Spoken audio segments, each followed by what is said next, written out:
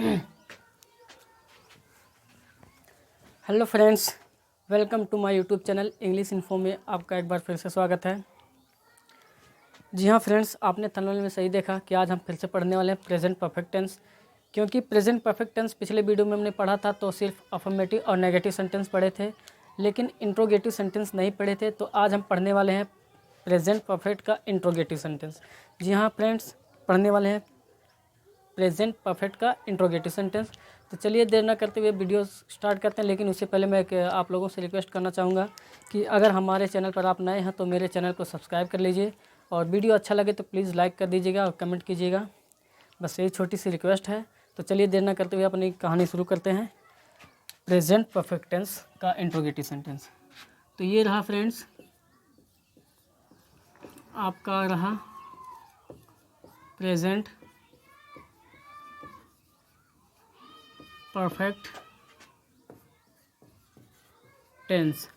इसको हम एक नाम से और जानते हैं जिसे बोलते हैं रिसेंट पास्ट के नाम से, कल बता दिया गया था।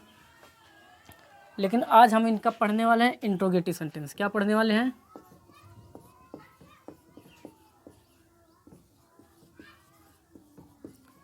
Interrogative sentence. जी हाँ फ्रेंड्स, आज हम पढ़ने वाले हैं इंट्रोगेटिव सेंटेंस। तो चलिए देखते हैं कि ये हमारा इंट्रोगेटिव आखिरकार होता क्या है ये इंट्रोगेटिव। देखिए, इंट्रोगेटिव जो होता है फ्रेंड्स, वो अपने आप में क्या होता है, ये अपने आप में होता है टू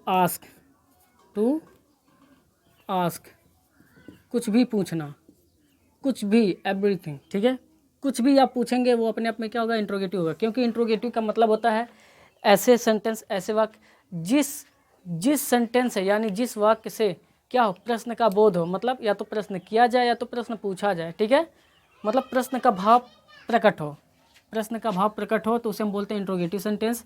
और टू इसलिए कहा गया टू आस्क, कुछ भी पूछना ही आपका इंट्रोगेटिव का। क्योंकि जब पूछेगा तो क्या होगा, अपने आप में एक क्वेश्चन होगा, प्रश्न होगा। ठीक है, और ये जो क्वेश्चन होता है, ऑलरेडी कुछ क्वेश्चन कीवर्ड्स होते हैं, ये भी आपका क्या इंट्रोगेटिव होता है। इसके बाद इसका इम्पोर्टेंट हिस्सा होता है जिसे हम बोलते हैं क्या, क्वेश्चन मार्क। ठीक है, इसका एक इम्पॉर्टेंट पार्ट है इंट्रोगेटिव का। चलिए अब हम ये समझते हैं कि इंट्रोगेटिव कितने तरह के होते हैं। ठीक है, तो इंट्रोगेटिव जो होते हैं, इंट्रोगेटिव बेसिकली ये दो तरह के होते हैं। पहला क्या होता है, पहला होता है जिसे हम बोलते हैं क्लोज एंडेड। क्या होता है, क्लोज एंडेड होता है। जी हाँ फ्रेंड्स, क्लोज एंडेड। और इसके बाद दूसरा क्या होता है, दूसरा आपका होता है ओपन एंडेड। क्या होता है, ओपन एंडेड। देखिए, इंट्रोगेटिव सेंटेंस जो होता है सिर्फ दो ही तरह के होते हैं, एक क्लोज एंडेड होता है, एक ओपन एंडेड होता है। ओके फ्रेंड्स, अब हम ये समझते हैं कि हमारा ये क्लोज एंडेड है क्या। चलिए हम बता देते हैं क्या होता है। क्लोज एंडेड जो होता है बेसिकली ये होता है, अपने आप में कहता है कि ऐसे सेंटेंस जिसका आंसर आप सिर्फ एस या नो में दे सको। किस में, एस या नो में दे सको। ऐसे सेंटेंस या ऐसे क्वेश्चंस जिसका आंसर आप सिर्फ एस या नो में दे सको। ठीक है, और हिंदी की शुरुआत कहाँ से हो, क्या से हो। हिंदी की शुरुआत क्या से हो, ठीक। और लेकिन इंग्लिश की शुरुआत जो है व्हाट, ये इंग्लिश की शुरुआत वर्ड से नहीं होती है। ठीक है, इंग्लिश की शुरुआत वर्ड से ना हो, मतलब ये इंग्लिश की शुरुआत वर्ड से नहीं होती है, बल्कि इसके जगह पे आप हेल्पिंग वर्ब की शुरुआत कर सकते हैं। कहाँ से, यानी हेल्पिंग वर्ब से शुरुआत होती है और लास्ट में जो आपका जाता है वो इंपॉर्टेंट हिस्सा होता है क्वेश्चन मार्क। ठीक है, ये हमारा होता है क्लोज एंडेड। क्या होता है, क्लोज एंडेड। चलते हैं कुछ एग्जाम्पल के हिसाब से समझते हैं। एग्जाम्पल में जैसे मैंने कहा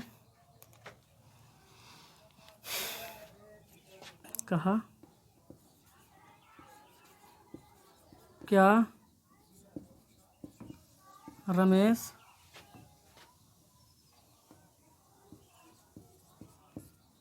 यहाँ से जा चुका है। अब देखिए, क्या रमेश यहाँ से जा चुका है, हिंदी की शुरुआत कहाँ से हुई है, क्या से हुई है। देख रहे हैं ना, हिंदी की जो शुरुआत हुई है वो हुई है क्या से। ठीक, और कहता है कि जिसका आंसर आप ऐसे या नो में दे सको, ठीक है, हाँ या ना में। क्या रमेश यहाँ से जा चुका है, तो आप क्या बोलोगे? आप क्या बोलोगे? यस, है ना। अगर जा चुका होगा तो कहोगे यस, नहीं तो क्या कहोगे? अगर नहीं जा चुका होगा तो कहोगे नहीं। अगर वो मान लीजिए है ना, अगर मान लीजिए वो है तो क्या बोलोगे? नो, है ना। समझ लो एक बार, क्या रमेश यहाँ से जा चुका है? मान लीजिए आप 3 लोग हो, ठीक है, तो कोई बाहर से आ गया, कोई आप लोगों में से कोई रमेश है और कोई बाहर से आ गया, क्या यहाँ से रमेश जा चुका है, तो आप क्या बोलोगे? अगर रमेश रहेगा तो बोलोगे नो, नहीं रहेगा अगर जा चुका होगा तो क्या बोलोगे? यस, है ना। बात समझ में आ रहा ना। यानी इसका आंसर आप जिसमें आप दे रहे हो वो हमारा क्या है? एस या नो टाइप क्वेश्चन है ना। एस या नो में हमें मिल रहा है इसका आंसर। इसलिए ऐसे जो सेंटेंसेज होते हैं, ऐसे प्रश्नवाचक वाक्य, ठीक है, ऐसे प्रश्नवाचक वाक्य वो हमारा क्या होता है? क्लोज एंडेड होता है, ठीक है। और उसकी हिंदी की शुरुआत कहाँ से होती है? क्या से होती है? और इंग्लिश बनाते वक्त यानी वर्ड की इंग्लिश नहीं लिखी जाती बल्कि हेल्पिंग वर्ब से लिखा जाता है, ठीक है। जैसे अगर मान लीजिए मैं इसका इंग्लिश ट्रांसलेट करता हूँ तो मैंने लिखा has Ramesh gone from here. Okay, देखिए अब यहाँ पर क्या लिखा गया, लेकिन यहाँ पर कहीं पर देख सकते हो व्हाट लिखा है, व्हाट कहीं पर नहीं लिखा है ना। इसका मतलब ये समझ में आ गया, व्हाट की जगह पे हमने क्या लिखा? हैज लिखा। अब हैज क्या है? प्रेजेंट परफेक्ट टेंस की सहायक क्रियाएं हैं। क्या हैं? सहायक क्रियाएं। देखिए हमने ये पिछले वीडियो में पढ़ चुका है बढ़िया से। अगर वो वीडियो आप लोग नहीं देखे होंगे तो उस वीडियो का लिंक जो है इस वीडियो के डिस्क्रिप्शन में ऑलरेडी पड़ा हुआ है, जाके आप लोग देख लीजिएगा, ठीक है। अब यहाँ पर देखिए क्या नहीं लिखा गया बल्कि हेल्पिंग वर्ब लिखा गया है ना। तो और एक एग्जाम्पल ले लेते हैं। मैंने कहा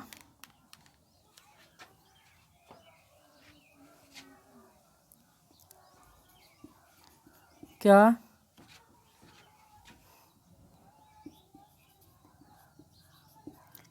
प्रिया नहा चुकी है? क्या प्रिया नहा चुकी है? तो यहाँ पर देखिए हिंदी की शुरुआत कहाँ से हुई है? आप लोग कहोगे क्या से, है ना। अब इसका आंसर हमें किस में मिल रहा है? तो आप देखोगे एस या नो में मिल रहा है। किस में मिल रहा है? एस या नो में। देख सकते हैं ध्यान से, मिल रहा है ना। क्या प्रिया नहा चुकी है? तो अब अगर नहा चुकी होगी तो कहेगी यस, है ना। अगर नहीं नहा चुकी होगी तो क्या बोलोगे? तो आप बोलोगे नो, है ना। बात समझ में आ रहा है ना। तो इसका आंसर हमें एस या नो में मिल रहा है। इसलिए हमारा ये जो प्रश्नवाचक वाक्य हैं ये क्या है? Close ended. और हिंदी की शुरुआत कहाँ से हुई है? हिंदी की शुरुआत क्या से हुई है? और इसकी इंग्लिश की शुरुआत हमेशा हेल्पिंग वर्ब से होती है, मतलब वर्ड से नहीं होती है बल्कि हेल्पिंग वर्ब। हेल्पिंग वर्ब यानी आप कह सकते हैं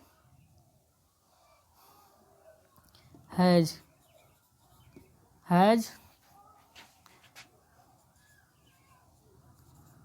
प्रिया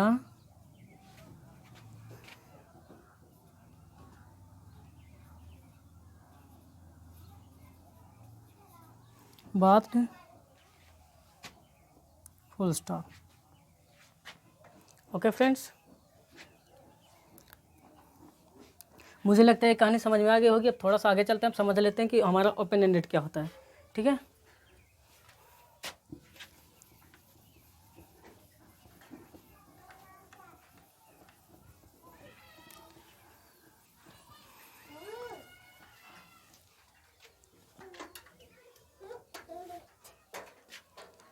और मैं एक बात बता दूं, जो इसका स्ट्रक्चर होता है क्लोज एंडेड का स्ट्रक्चर होता है वो कहता है कि क्या लिखे। सबसे पहले कहता है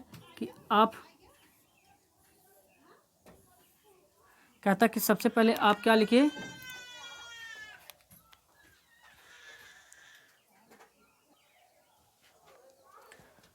सबसे पहले कहता कि आप हेल्पिंग वर्ब लिखिए। क्या? Helping verb. अब ये जानते हैं कि प्रेजेंट परफेक्ट टेंस का जो हेल्पिंग वर्ब होता है वो होता है हमारा हैज और हैव, ठीक है। इसके बाद तब लिखना पड़ता है सब्जेक्ट, ठीक है। इसके बाद अगर ज़रूरत पड़े तो आप नॉट भी चिपका सकते हैं। ज़रूरत पड़ने पर आप नॉट चिपका सकते हैं, नहीं तो आप मेन वर्ब का थर्ड फॉर्म और ऑब्जेक्ट कॉम्प्लीमेंट करने के बाद लास्ट में क्वेश्चन मार्क, बस इतना ही कुछ करना, बाकी कुछ नहीं करना, ठीक है। ये हमारा क्या हो गया, ये हमारा हो गया क्लोज एंडेड का स्ट्रक्चर। बात समझ में आ रहा ना। अब हम समझ लेते हैं कि हमारा ये ओपन एंडेड क्या है, ठीक है। ओपन एंडेड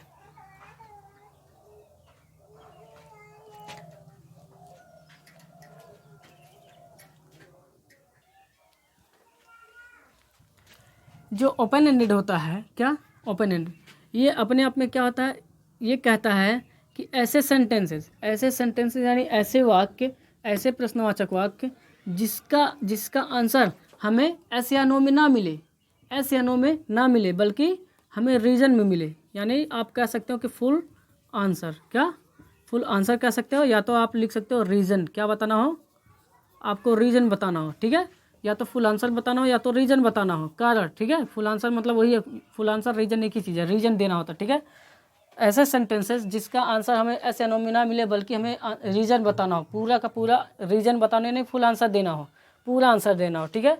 तो ऐसे सेंटेंसेस क्या होते हैं, ओपन एंडेड कहलाते हैं। और ओपन एंडेड कहलाने के साथ साथ ये कहता है कि हिंदी की शुरुआत कहीं से भी हो, कहता है कि हिंदी की शुरुआत कहीं से भी हो, ठीक है। हिंदी कहीं से भी हो, कोई फर्क नहीं पड़ता।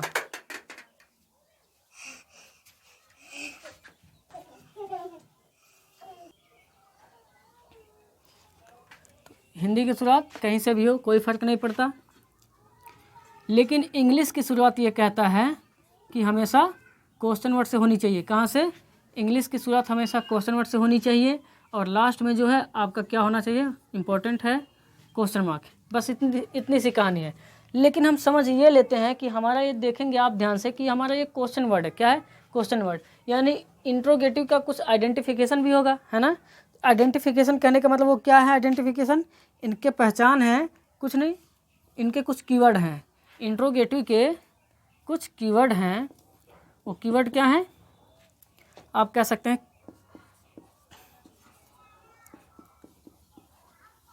कीवर्ड भी बोल सकते हैं, या तो आप कह सकते हैं क्वेश्चन वर्ड, क्या कह सकते हैं,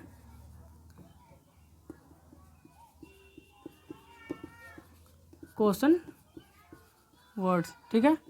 इनके कुछ कीवर्ड्स यानी क्वेश्चन वर्ड होते हैं, वो क्या हैं, वो जो हैं वो इस तरह से कुछ हैं आपके हो गए। जैसे मैंने कहा व्हाट, क्या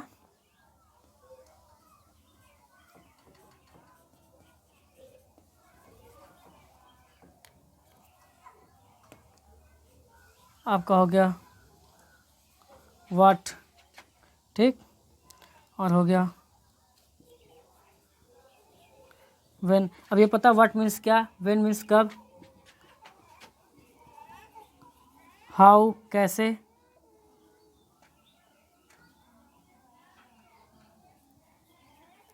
वाई क्यों, वेयर कहाँ,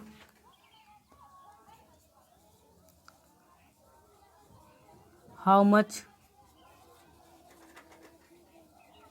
how many, how much means कितना, हाउ मेनी मीन्स कितना।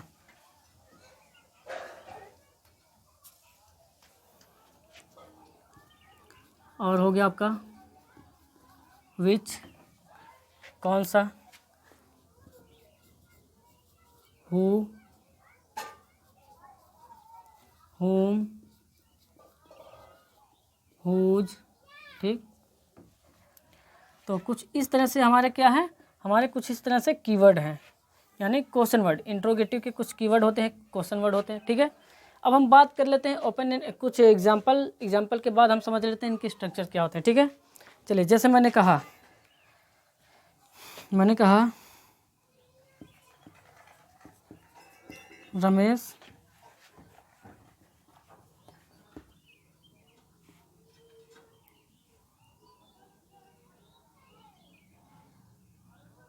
रमेश कहाँ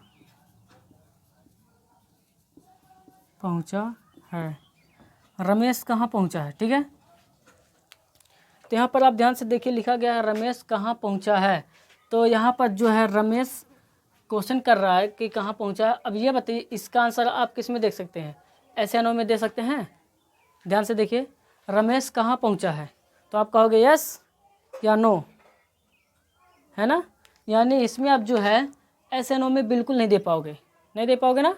जी हाँ, क्यों नहीं दे पाओगे, क्योंकि यहाँ पर ये रीज़न पूछ रहा है। क्या, ये रीज़न मांग रहा है, फुल आंसर बताना होगा। ये रीज़न मांग रहा है, फुल आंसर बताना होगा। कैसे, रमेश कहाँ पहुँचा है, तो आप बताओगे रमेश दिल्ली पहुँचा है, रमेश मुंबई पहुँच गया है ना, रमेश खलीलाबाद पहुँच गया, उत्तर प्रदेश पहुँच गया है, बस्ती पहुँच गया, जो भी हो, ठीक है। तो मतलब हमें यहाँ रीज़न बताना होगा, वो भी फुल आंसर में, है ना। यहाँ रीज़न बताने के लिए हमें फुल आंसर देना होगा। इस तरह के जो सेंटेंसेस होते हैं वो हमारे क्या होते हैं, ओपन एंडेड। और जैसे मैंने कहा, हमने कहा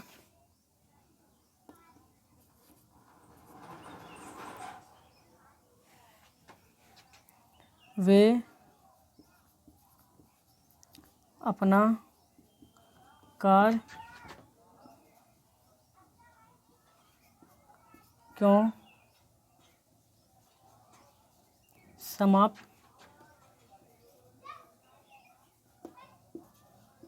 कर चुके हैं, वे अपना कार्य समाप्त क्यों कर चुके हैं, है ना। तो यहाँ पर आप देखिए, हिंदी की शुरुआत कहीं से भी हो कोई फ़र्क नहीं पड़ता। यहाँ रमेश से शुरू हुआ था, यहाँ वे से शुरू हुआ, कोई फ़र्क नहीं पड़ता। लेकिन कहता कि इंग्लिश की शुरुआत हमेशा कहाँ से होनी चाहिए, हेल्प क्वेश्चन वर्ड से। तो क्वेश्चन वर्ड हमारे कुछ कीवर्ड यही हैं, ठीक है। जैसे यहाँ पर कहा गया है कहाँ पहुँचा है, तो यहाँ पर आप क्या लिखोगे, वेयर, ठीक। वेयर के बाद हमें चाहिए हेल्पिंग वर्ब, तो हम लगा देंगे वेयर हैज़ रमेश रीच्ड।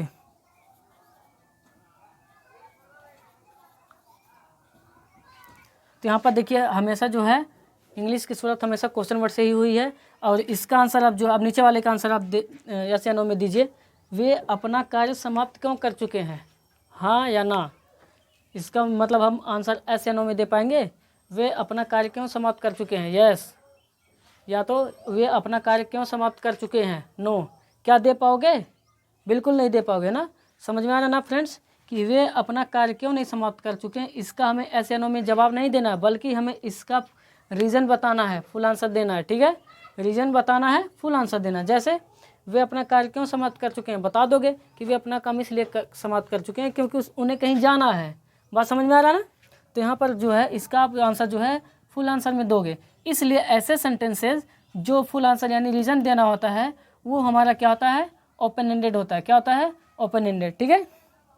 और हिंदी की शुरुआत कहीं से भी शुरू हो जाए, आंगड़े बांगड़ू चाहे जहाँ से शुरू हो जाए, कोई फ़र्क नहीं पड़ता।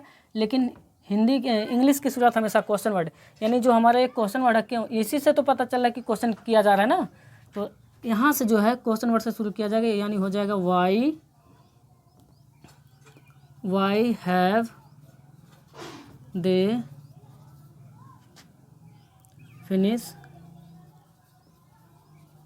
finished their work।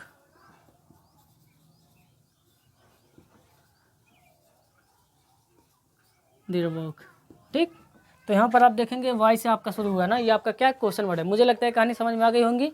बस अब इसका स्ट्रक्चर बता देते हैं, फिर कहानी को लेकर चलते हैं आगे, ठीक है।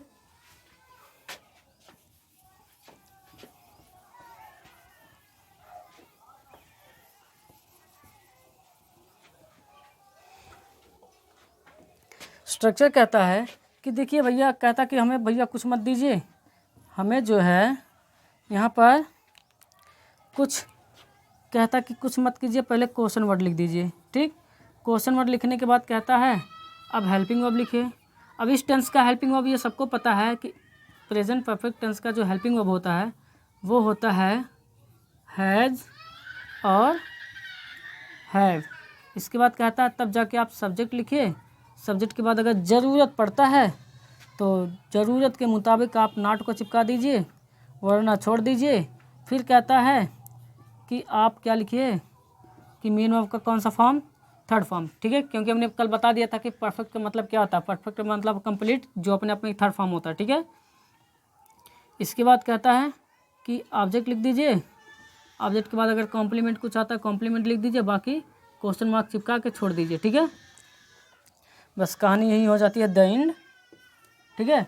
अब ये हो गया स्ट्रक्चर। अब चलते हैं स्पेशली सिर्फ पढ़ते हैं क्लोज एंडेड फिर ओपन एंडेड, एग्जाम्पल विद, है ना, विद एग्जाम्पल के हिसाब से पढ़ते हैं। पहले एक बार देख लीजिए बढ़िया से, फिर हम मिटाते हैं इसको।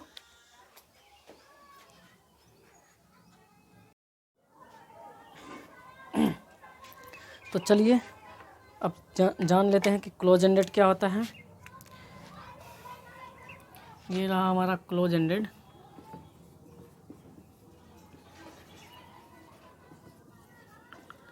तो देखिए क्लोज एंडेड हमने क्या समझा, क्लोज एंडेड में हमने यही समझा कि ऐसे टाइप क्वेश्चंस जिसका आंसर हमें किस में मिले, एस या नो में मिले, किस में मिले, एस या नो में मिले, और हिंदी की शुरुआत कहाँ से हो, क्या से हो, ठीक है, हिंदी की शुरुआत क्या से हो।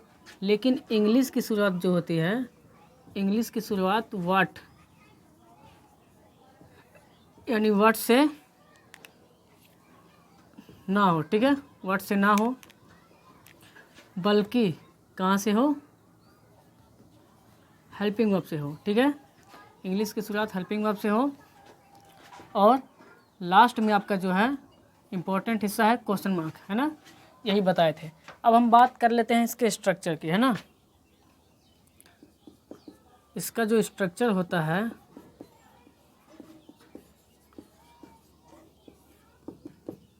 स्ट्रक्चर कहता है कि सबसे पहले क्या लिखिए, आप हेल्पिंग वर्ब लिखिए।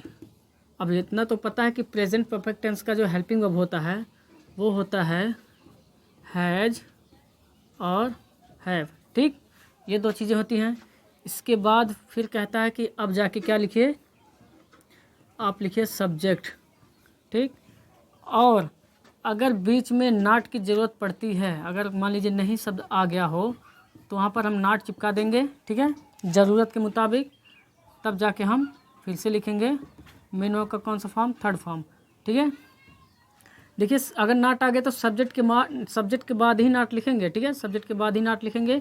इसके बाद मेन वर्ब का थर्ड फॉर्म, ठीक है, तब जाके हम लिखेंगे ऑब्जेक्ट, ठीक, और आपका आएगा कॉम्प्लीमेंट, और लास्ट में क्वेश्चन मार्क, ठीक है। बस ये कहानी होती है यहीं पर ख़त्म, द एंड। अब ये तो पता है सबको कि हैज़ और हैव कहाँ लगता है, क्योंकि देखिए हमने बात किया था कि यदि आपका सब्जेक्ट क्या देखो हैज़ हैव हमेशा सब्जेक्ट के हिसाब से लगता है, किसके हिसाब से, सब्जेक्ट के हिसाब से। यदि आपका सब्जेक्ट क्या हो, सिंगुलर हो, क्या हो, यदि आपका सब्जेक्ट सिंगुलर हो तो सिंगुलर सब्जेक्ट के साथ, यानी आप कह सकते हो कि सिंगुलर सब्जेक्ट के साथ हमेशा क्या लगाया जाता है, हैज़, क्या, हैज़, ये बता चुके हैं पिछले वीडियो में, हैज़। अगर आपका सब्जेक्ट, अब सिंगुलर सब्जेक्ट का मतलब ये भी आप लोग मत पूछ लेना कि क्या होता है, सिंगुलर सब्जेक्ट मतलब एक वचन, ठीक है, एक वचन करता। और अगर आपका सब्जेक्ट क्या हो, प्लूरल हो, यानी प्लूरल सब्जेक्ट हो, तो प्लूरल सब्जेक्ट के साथ जो लगता है वो हमारा क्या होता है, हैव, क्या होता है, हैव। ये बातें याद रखना, ठीक है, सब्जेक्ट के हिसाब से आपका ही हैज़ हैव लगता है। अगर आपका यही सब्जेक्ट एक वचन होगा तो हैज़, यही सब्जेक्ट बहुवचन होगा तो हैव, यानी एक वचन के लिए हैज़, बहुवचन के लिए हैव। बात समझ में आ रहा ना। तो चलिए अब हम कुछ समझ लेते हैं एग्जाम्पल, इसे मिटाते हैं।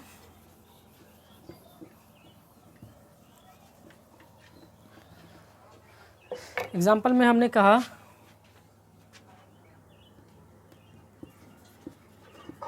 क्या राहुल मुंबई जा चुका है ना। अब देखिए हमने क्या बताया, क्या राहुल मुंबई जा चुका है। अगर जा चुका होगा तो आप लोग बोलोगे यस, नहीं जा चुका होगा तो क्या बोलोगे, नो। यानी हिंदी की शुरुआत क्या से हुई है ना। अब इंग्लिश जब बनाएंगे तो स्ट्रक्चर कहता है कि सबसे पहले हैज़ हैव लिखिए। अब ये हैज़ हैव लिखने के लिए सबसे पहले सब्जेक्ट देखेंगे, सब्जेक्ट हमारा क्या है, राहुल। अब राहुल एक वचन है तो हम लगाएंगे सीधा हैज़, क्या लगाएंगे, हैज़। हैज़ के बाद तुरंत सब्जेक्ट, सब्जेक्ट क्या है, राहुल। अब नाट लगाएंगे, नाट आया कहीं पर, नहीं आया, छोड़ दो। मेन वर्ब लिखो सिर्फ ज़रूरत के मुताबिक, जब ज़रूरत पड़ेगी नाट तभी सब्जेक्ट के बाद नाट लिखेंगे। मेन वर्ब क्या है, जाना, गो। अब गो का थर्ड फॉर्म होता है गान, क्या होता है, गान, ठीक है। अब गान टू मुंबई, ठीक।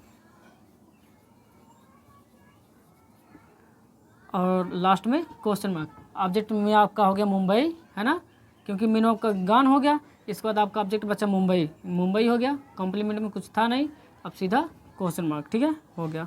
और हमने कहा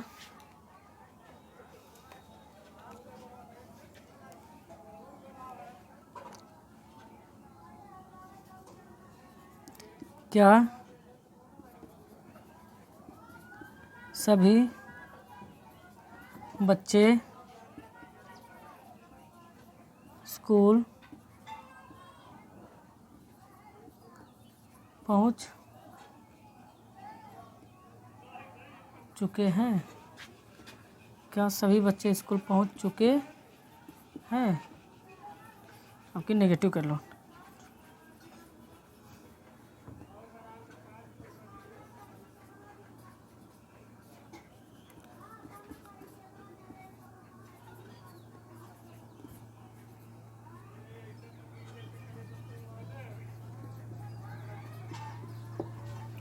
कहा गया है क्या सभी बच्चे स्कूल नहीं पहुंच चुके हैं। तो यहाँ पर देखिए हिंदी की शुरुआत क्या सी हो गई, और इसका आंसर आपको ऐसे अनु में ही मिलेगा। देखो, क्या सभी बच्चे स्कूल नहीं पहुंच चुके हैं, तो आप बोलोगे यस या नो, है ना, बात समझ में आ रहा है ना। तो अब चलते हैं स्ट्रक्चर के हिसाब से बनाते हैं। जब लिखना सब्जेक्ट देखेंगे, सब्जेक्ट क्या है, सभी बच्चे। अब सभी बच्चे मतलब ऑल चिल्ड्रेन, है ना, तो इसका मतलब बहुवचन हुआ, बहुवचन होने के नाते हमने हैव लगाया, हैव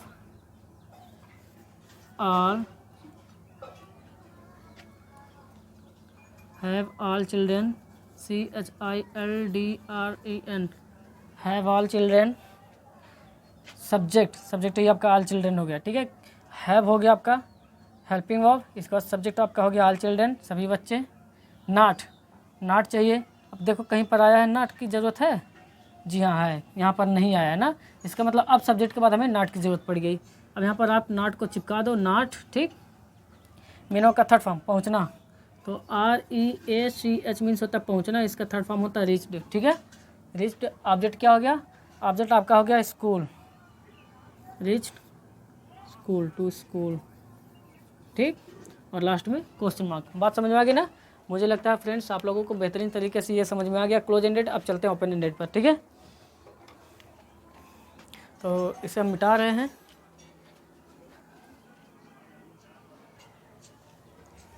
तो चलिए फ्रेंड्स, अब नंबर आ गया ओपन एंडेड की। अब इंट्रोगेटिव सेंटेंस ही पढ़ रहे हैं, ठीक है। OPEN, ओपन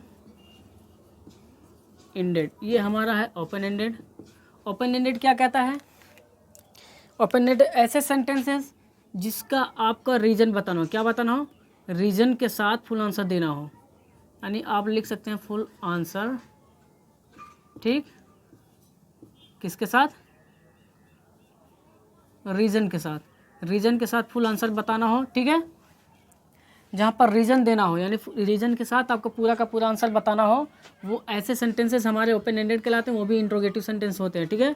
और उसकी हिंदी की शुरुआत जो होती है, यानी हिंदी की शुरुआत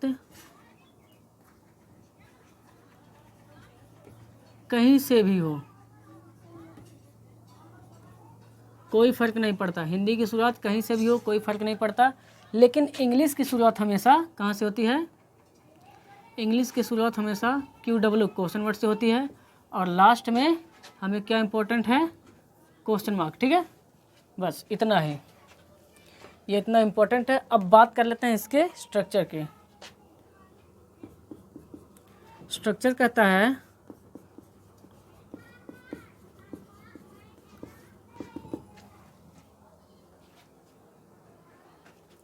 स्ट्रक्चर कहता है कि सबसे पहले क्या लिखिए, कहता है कि सबसे पहले आप लिखिए क्वेश्चन वर्ड, ठीक है, क्योंकि हमने क्या बताया कि इंग्लिश की शुरुआत हमेशा कहाँ से होती है, क्वेश्चन वर्ड से, है ना।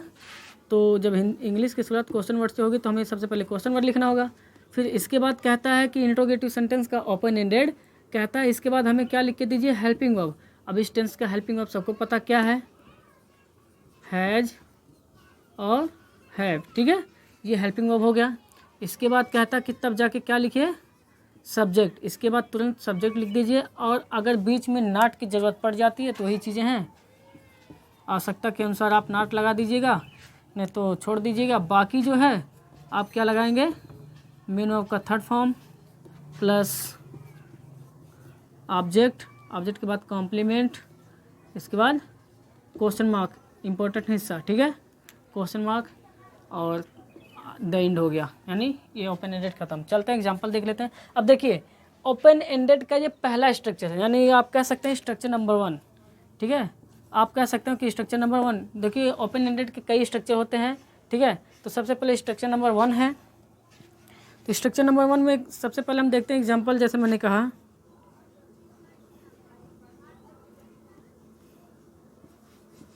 वह है स्कूल कब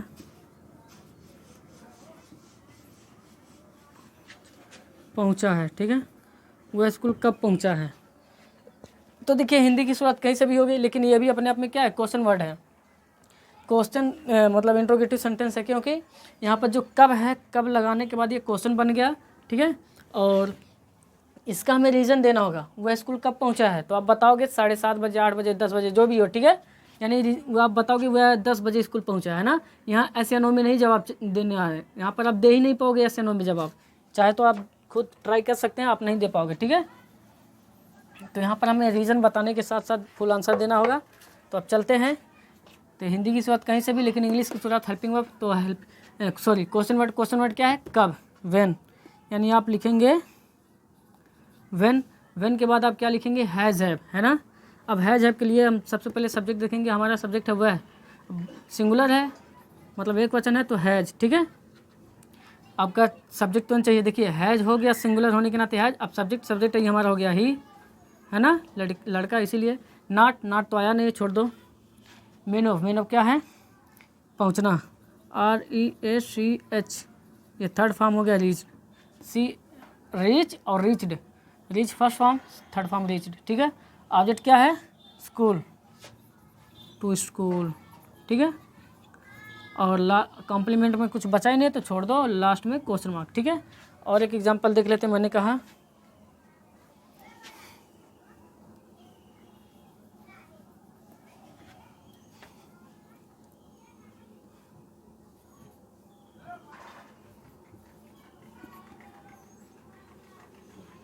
बच्चे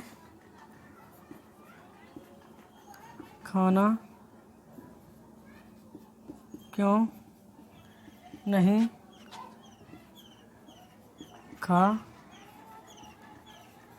चुके हैं, बच्चे खाना क्यों नहीं खा चुके हैं, ठीक है।